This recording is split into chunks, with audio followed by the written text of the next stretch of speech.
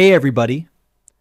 Today we're going to learn on how to change your time zone manually without location services in Windows 11. Disabling automatic location tracking protects your system privacy and prevents Windows from shifting your system clock unexpectedly when you use a VPN or travel between regions.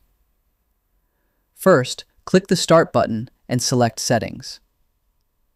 Look at the navigation sidebar menu and click on Time and Language. Over on the right side of the panel, click on the very first option labeled Date and Time. Locate the toggle switch next to Set Time Zone Automatically and click it to flip it completely off. Turning this off immediately breaks the link to Windows Location Services, unlocking your ability to override the system clock configuration manually. Move down to the row explicitly labeled Time Zone and click the drop-down menu on the far right.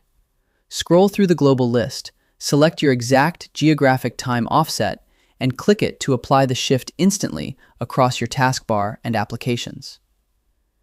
And that's it. Your system time zone is now completely static and manually controlled.